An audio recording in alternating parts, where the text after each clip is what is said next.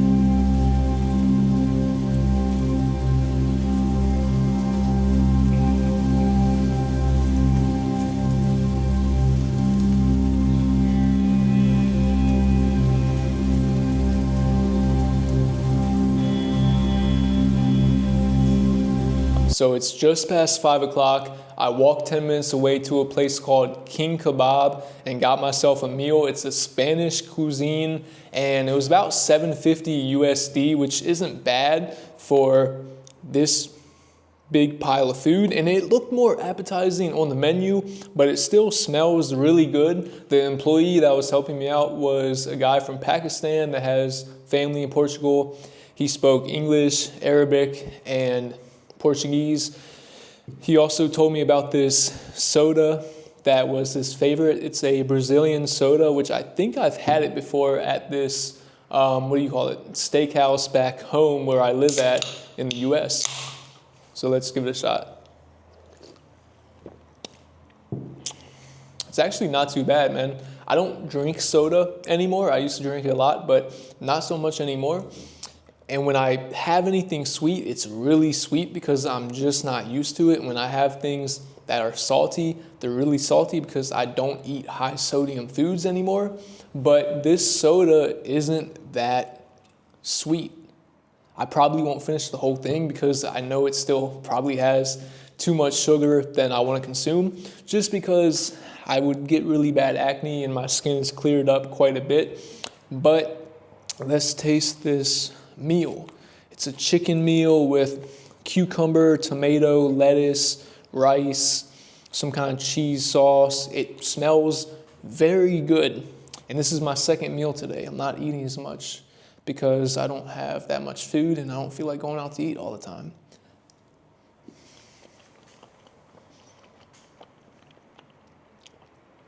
It's good. It's a little salty, but for $7.50 USD, about 650 euros, not bad. I mean, you get a drink, you get a full plate of food.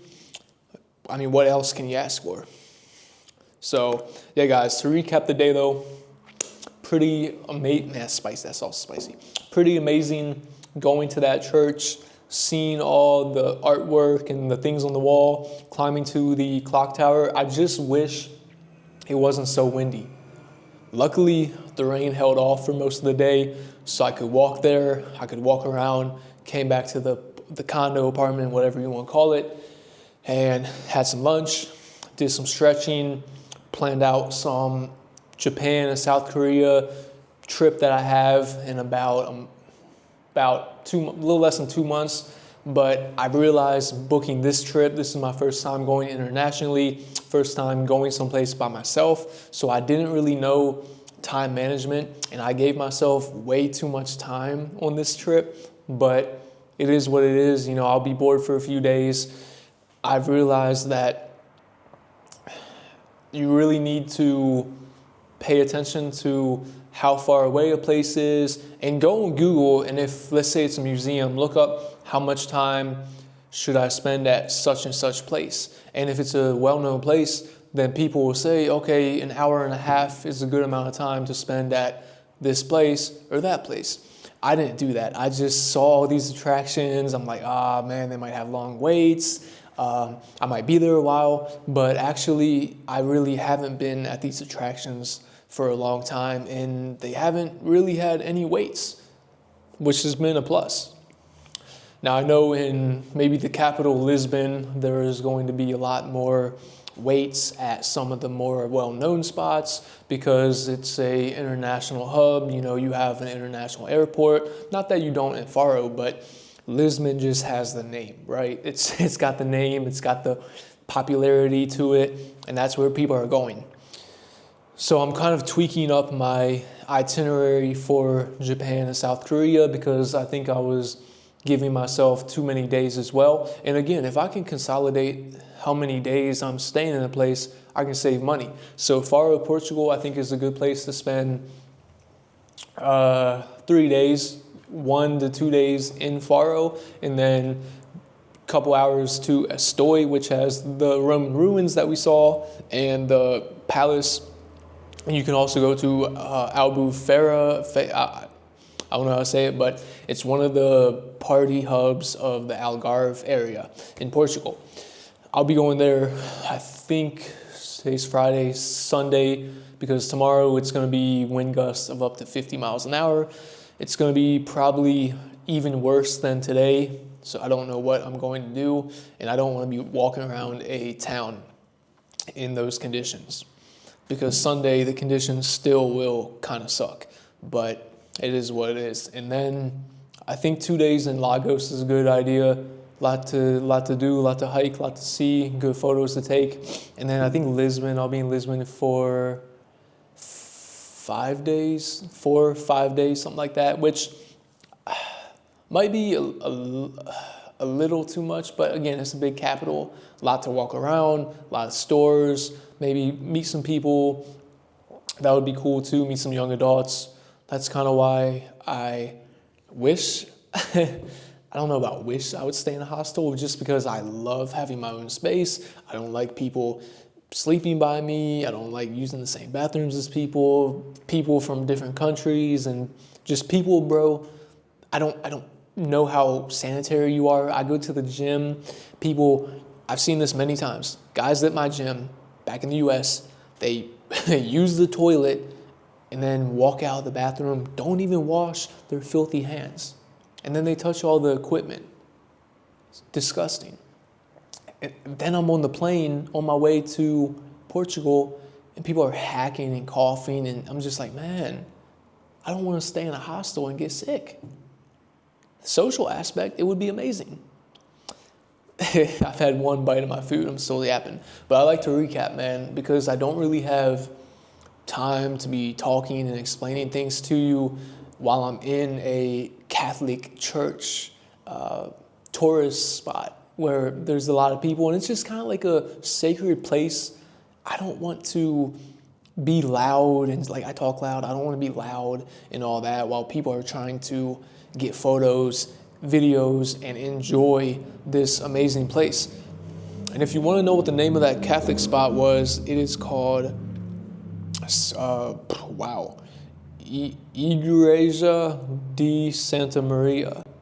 It's got 5,000 reviews. Maybe you can see that. Let's see. I don't know if it will focus. That's what it's called. So it's by the water, man. Really amazing spot.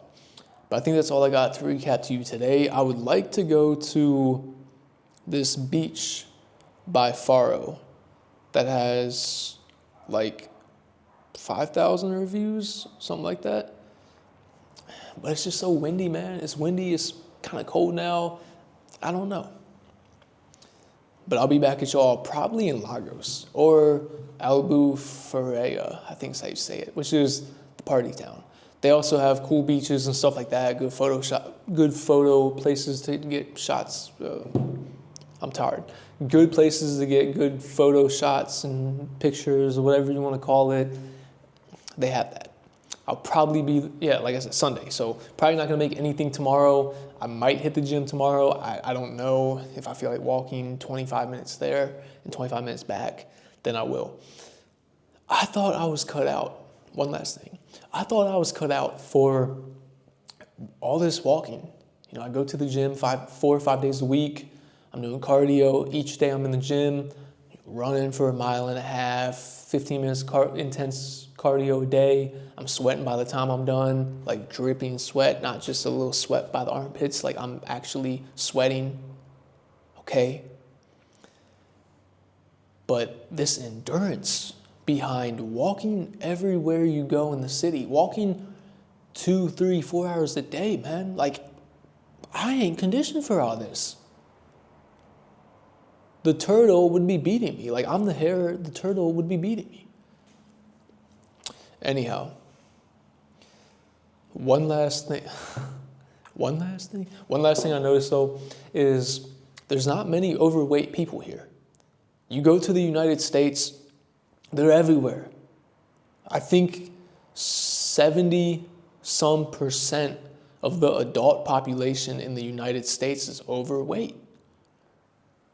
I've only seen a handful of overweight people here, and they were probably tourists. Another thing I noticed is the women here dress a lot more modestly, and the people dress more professionally.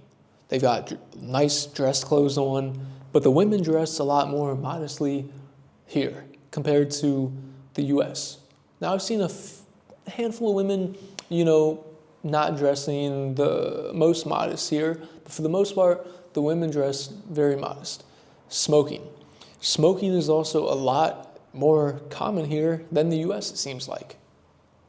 Which, look at the statistics. A lot of countries in Europe are 45% of the adult population smoke cigarettes.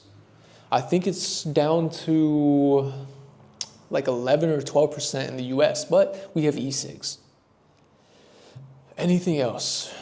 A lot of the buildings are kind of in disrepair and not in the best condition, but it doesn't look bad. It fits the vibe of the city. If you go to Miami or some big city in the US, you see the dumpy parts, and it's just like, damn, like that's a shithole.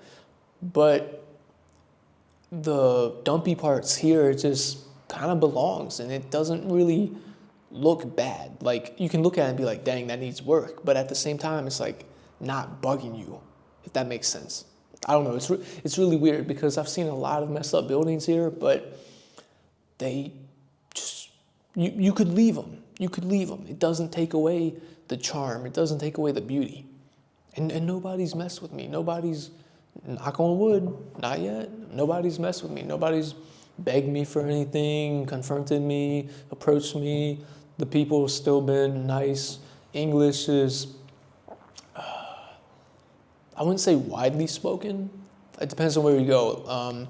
To the more local cafes and stuff like that, they don't speak the best English or any English. But if you go to a tourist attraction or I'd say most of my Ubers I've probably had like 7 or 8. Most of them spoke English. Probably 2 of them didn't speak any English. But I've had some pretty cool Ubers as well. It's been a good experience, a lot of fun. I'm done talking now. I'm about to eat my food.